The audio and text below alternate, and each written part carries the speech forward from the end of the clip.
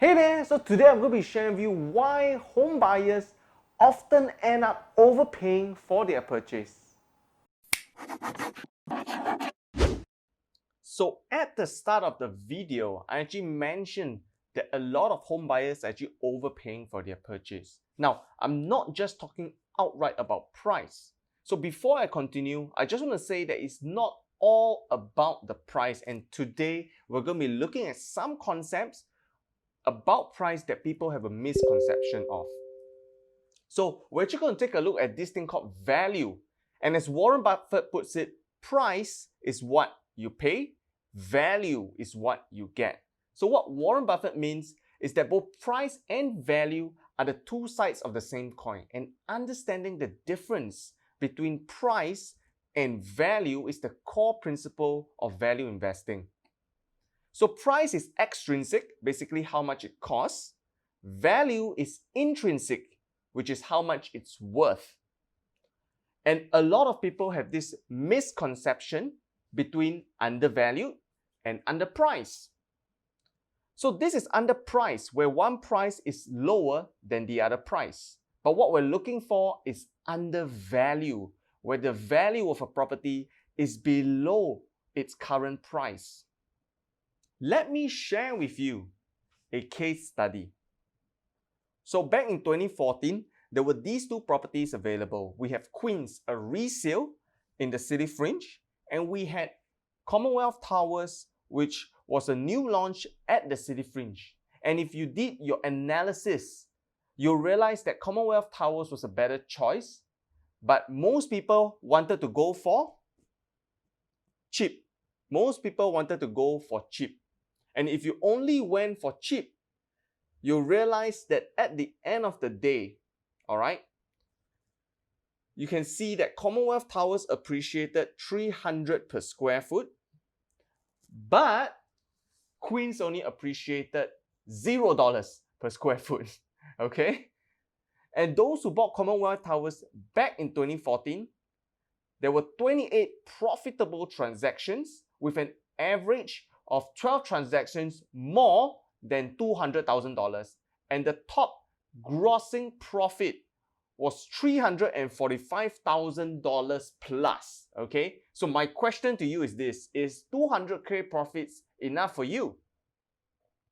Let's look at another case example. So we have the Quartz and we have Kingsford Water Bay. So just to give you a quick snapshot, at that point in time, based on my 5-step analysis, Kingsford Water Bay was a better choice. And we take a look.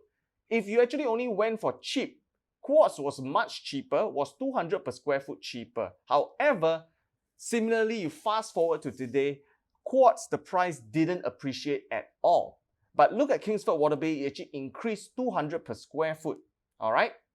And in fact, those who bought Quartz during the same period when Kingsford Waterway was launched, one of these buyers actually lost $79,000. But the buyers who bought Kingsford Water Bay, a lot of them made an average of around $130,000 in profits. So I hope this shows you that cheap is not always better. All right? We need to understand the difference between undervalued and underpriced. So let's do some math. All right? We compare Queens and Commonwealth Towers again. So imagine you bought a 1,000 square foot unit in both the developments in 2014. Queens, the entry price was about $1,003 per square foot, which means the entry price is about $1.3 million. We look at Commonwealth Towers. The entry price was $1,005 per square foot, but the entry price is $1.5 million. Okay? So after 6 years, Queens condominium, your exit price will still remain at $1.3 million.